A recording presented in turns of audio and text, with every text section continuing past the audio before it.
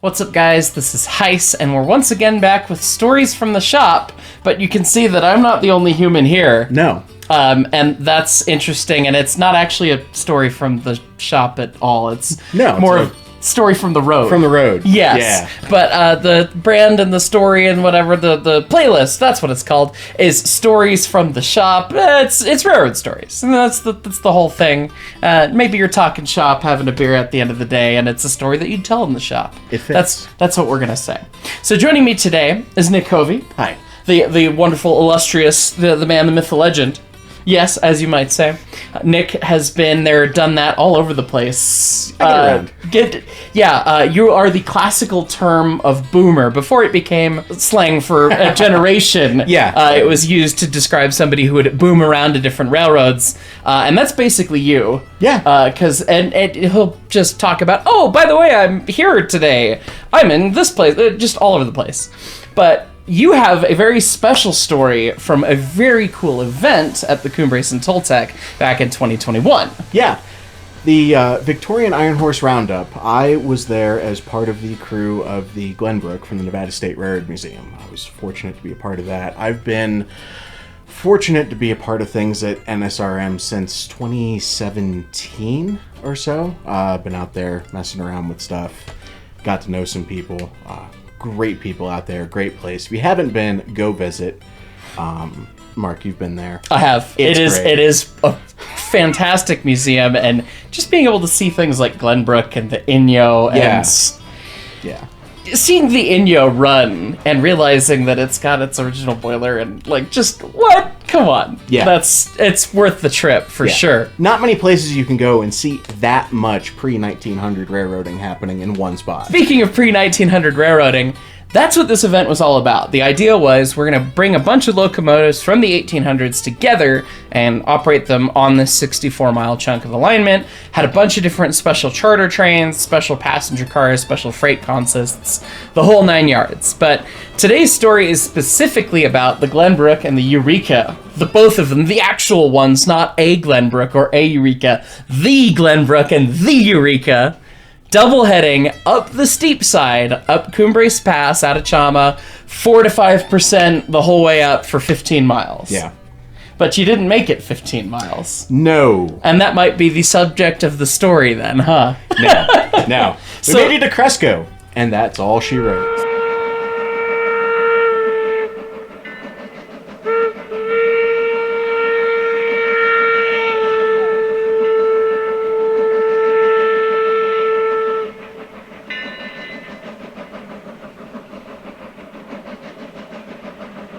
So tell me about it. Oh, well, everything seemed all right. We got out of Chama easily enough. Got the train put together in the morning. Started up the hill. Got to Lobato, stopped to take wood. Made plans at Lobato to stop at Cresco to get water. You know, little engines, old engines, little tenders. That's, I mean, just to put it in perspective, how small that tender is. I mean, those two locomotives, it's something like 1,000 gallons of water capacity. And the fact that you stopped at Lobato to get wood, I mean, the whole chunk that they're running up is they're supposed to get up 15 miles to Cumbres. And Lobato is not, it's probably about a third of the way. Probably, yeah. Because Cresco's about half. We took wood in Chama before we left. So you've gone through most of a tender of wood. By the time you've gotten a third of the way up the hill, you're going to need water when you get halfway up the hill. Yeah. Reading and listening to stories of back in the days of the V&T on the standard gauge, how many times they'd have to stop for wood between Reno and Carson City. You understand why they converted them to burn oil. Oh my goodness. I can't even imagine. Yeah. And that's with tonnage train. I mean, well, we very much had a tonnage train. Yes. on the CNTS. Yes. Special thanks to the folks that supplied video clips for this as well. Yes. Links down in the description. You can actually buy the whole videos in some cases if you want to see the fantastic video by steamtrainvideos.com. Several hours long of the whole event. Totally check it out. But they allowed us to use the footage for this. You'll see in the footage, it is a tonnage train, 2 locomotives and 3 cars. 2 passenger cars and a boxcar. And a boxcar, because, I mean, this is a steep hill, and you're talking about battling it out with 2 locomotives from 1875. One of which, a 4% grade, was probably not too much of a common thing for it to have seen in its life. No. So No. I forget what the grades were on the Carson and Tahoe Lumber and Flumen Company, but they weren't that. No. For sure. No. And all it ever would have hauled were, I believe, 2 or 3 cars at a time of square cut timber. Yes. So not much of a load, much less 2 heavy passenger cars and a heavily converted potty box. Yes. So you make it to Lobato. Yep. You guys take wood, and then you take over firing. Yeah. Kevin Owens from NSRM came and found me. He's like, well, come on up. You're going to fire. Start pitching wood, boy. Twist my arm. Okay, let's go. So I climb in the left-hand seat, and we start firing. So we get off over Lobato Trestle, and... It's a long way down, ladies and gents. It's a very short trestle in length. It is a very tall trestle. Deceptively so. You really can't see it from the highway. No. But when you're there and you look down, it's a ways down. Yes. When you're on the train, especially, when you really can't see the bridge below you, it's a little freaky. It's a little nerve-wracking, yeah. But yeah, it's a ways down there. So start making our way. There's a big S-curve kind of out and around the ridge beyond the trestle. We get past the grade crossing there at Dalton, there at the steepest part. And of course, kind of being careful on water because we know we're low. We're gonna have to stop at Cresco to get water. I popped off. That's waste. That's wasteful, Nick. It is wasteful. How dare you? How dare I? I know. That's here it is. Slap my hand. I know. Ow. How dare you? How dare I? He's wasting company wood, company water. It's limited resources, my friend. Yes. But for the most part, was firing against the injector running full bore. Had Kevin trimming with the crosshead pump, because that thing's got a crosshead pump on the right side, just the one injector on the left, and had it right against pop for the majority of the way up the hill. That's a pretty significant thing to do, because you got to remember that wood is not crazy high BTU. It's not like a coal-burning locomotive. It's not like an oil-burning locomotive. You have to have the right Tetris stack in the box to generate that much heat. And the whole time, you're putting cold water in. Every ounce of cold water you're putting in is reducing the temperature, which then reduces the pressure. Sure. Keeping it right up against the safeties is a feat with a wood-burning engine. Yeah. This is probably getting off on a bit of a tangent, but it's a technical tangent, so it works. It's what we do here. Wood-burning locomotives, very narrow fireboxes, very deep fireboxes. Yeah. If you look in the firebox of a wood-burning locomotive, it goes down for probably 1.5 feet, 2 feet, I bet. Clear to the bottom of the frame. Yeah. So it is all about volume in a wood-burning locomotive, because you don't have quite the same mass as a coal-burning fire. Well, I bet you'd have the same mass, you just don't have the same density. So you have to have, that's why it's so deep. Yeah. Yes. What we can accomplish with 4 inches of coal, you need 2 feet of wood. Right. There's a lot more airspace in between. It doesn't stack quite it's as true. nicely. Yeah, it's not as, yeah. So yeah, you've got to really just about keep it fired to the bottom of the door. Right. And you've got to really stay on it. With a wood-burning locomotive, about the time you realize your pressure's dropping, you're already too late. It's already too late. You're behind. That's and the same thing on a coal burner. Good luck catching up. Of course, me kind of overthinking it and thinking ahead. 4.5%. We've got a tonnage train. I've really got to stay ahead of this. So that's why I ended up popping off. I got a little bit ahead of myself. It's like, all right, well, this isn't quite as bad as I thought. It's always kind of a fine line too. You never know. On the coal burners, at least at the museum, you sit there and you go, well, do I need one more scoop or not? And you toss the one extra scoop on. And then you pop up against the hill, and okay. And if you left the scoop off, sometimes you totally lose it. So it can be a fine line when you're working that hard. Right.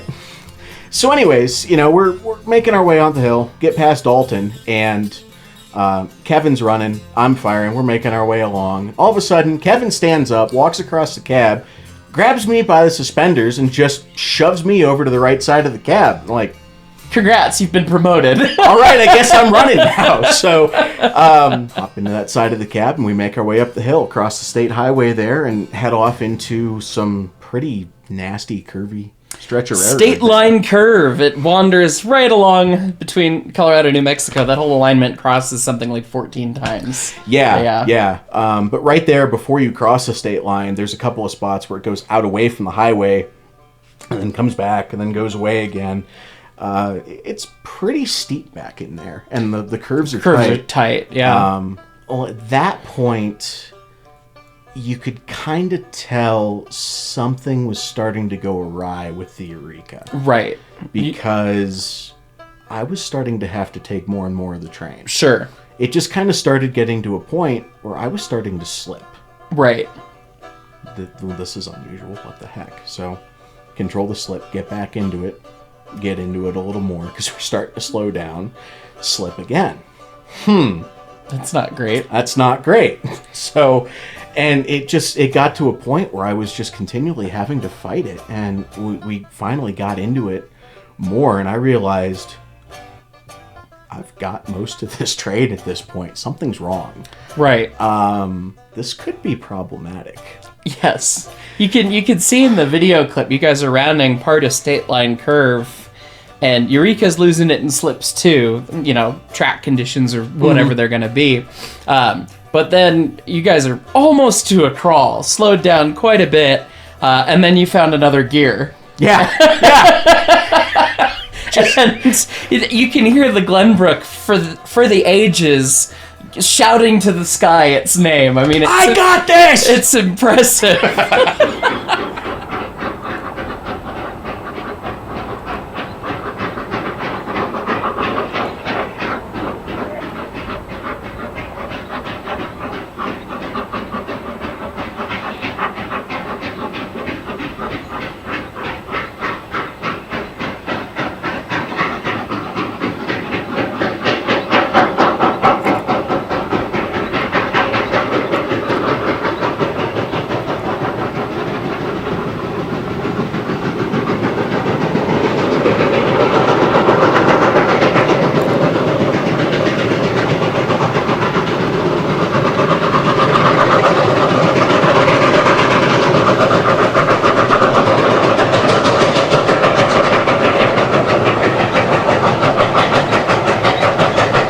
That was fun.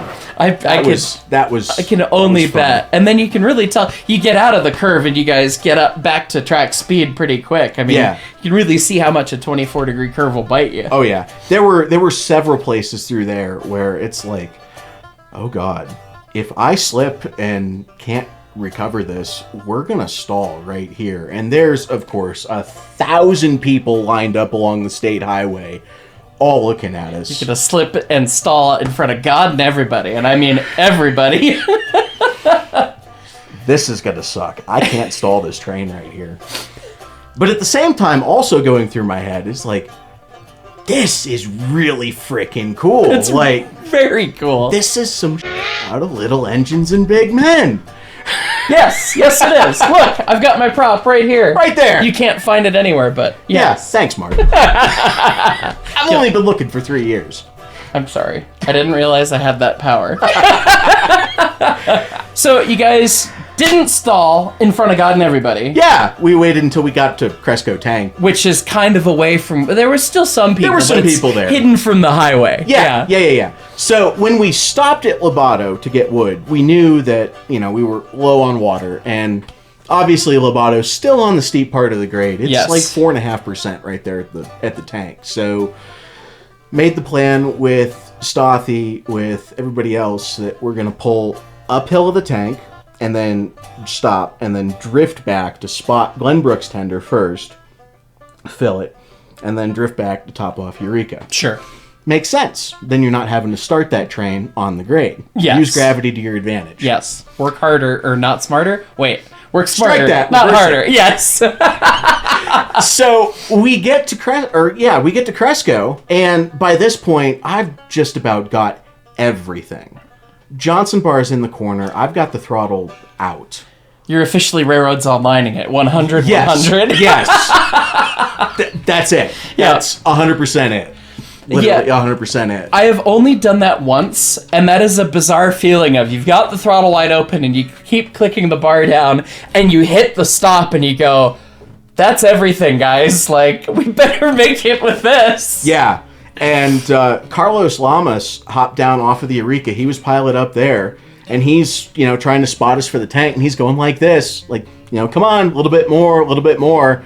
And I yell out, like, I'm giving it everything. And we're coming to a stop.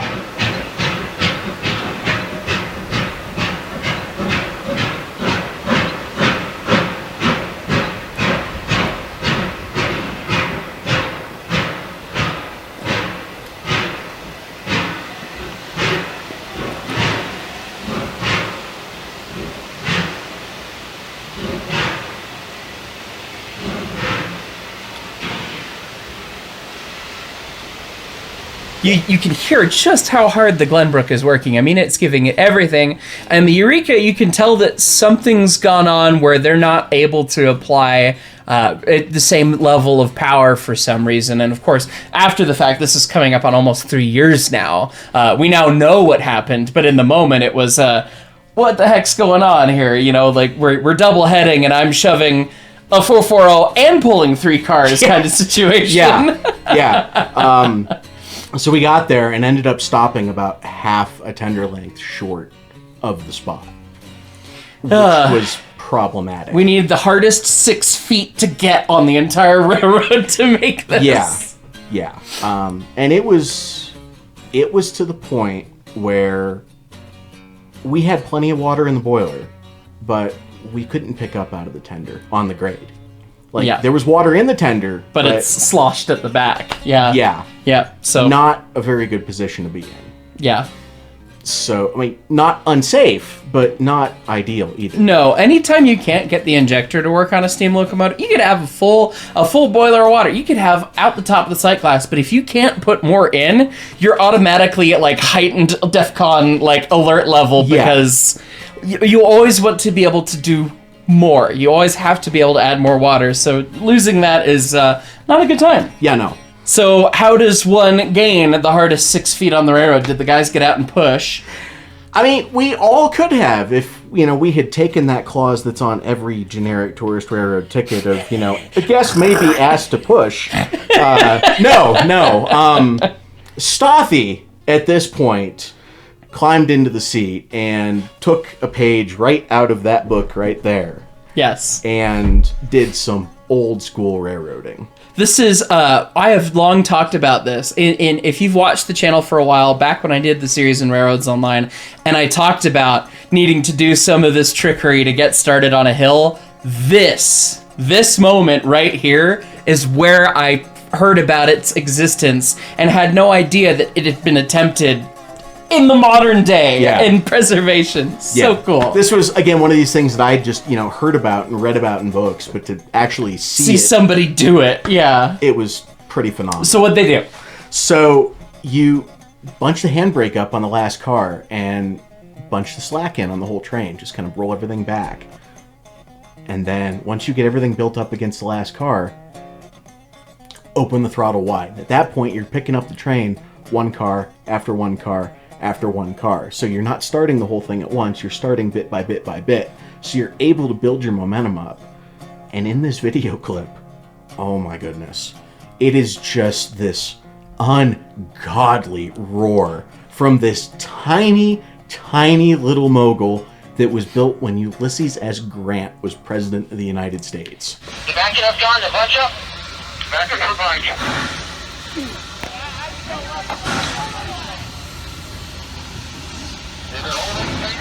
Nope.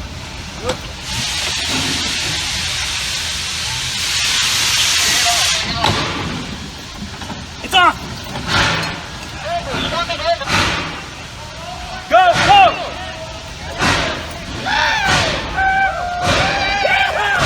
Nice. There we go. That's how you start a train. Conductor. You have to roll down the hill.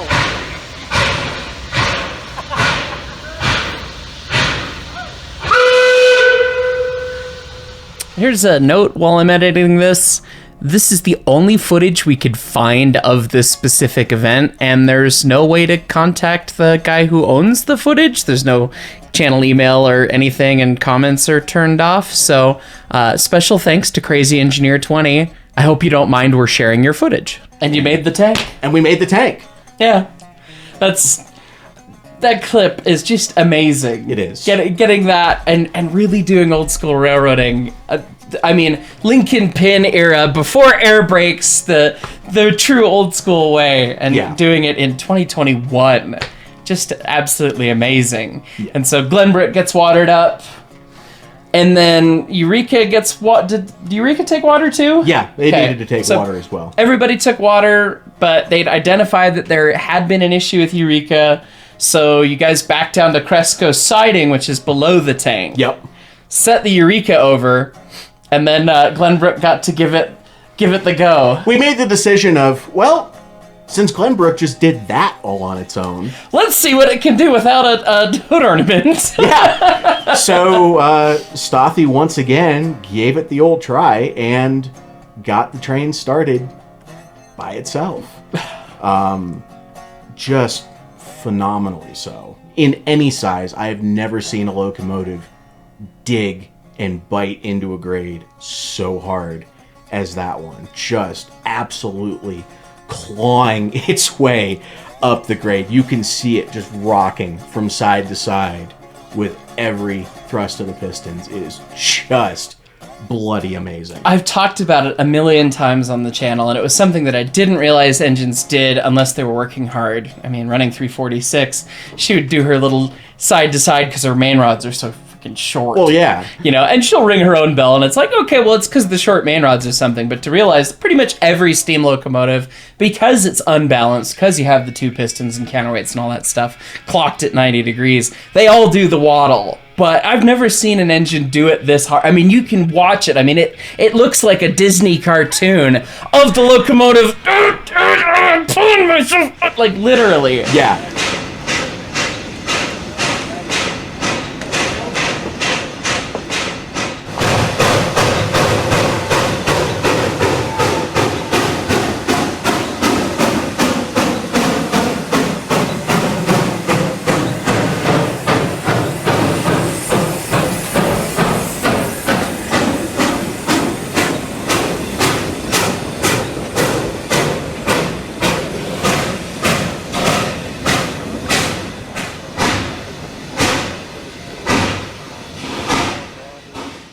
It's as Mark described it, it's some real Casey Jones type.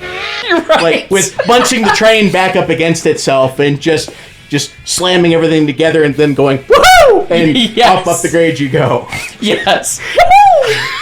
Yeah, kick the caboose and the caboose kicks back. That kind of thing. Yeah. A la Dumbo. Yeah.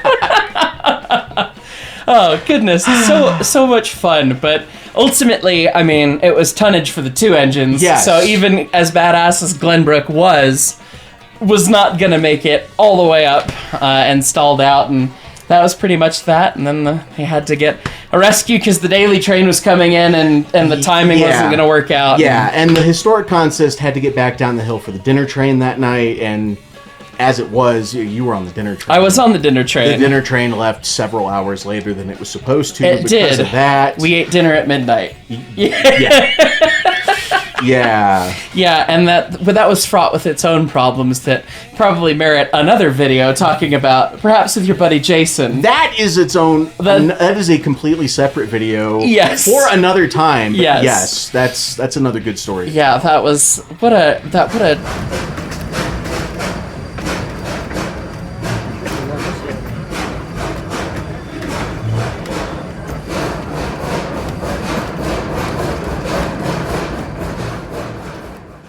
I mean, the event was incredible with all the different locomotives, all the different things that went on, and the camaraderie that came together in that particular circumstance, and then seeing old school railroading like this, you know. Yeah. Eureka suffered a mechanical issue. The blower pipe came undone or something in the smoke box. Yeah, there wasn't a clamp to hold it into the petticoat pipe. So at it, some point, working hard up the grade with us, the vibration the union loosened up and it fell over.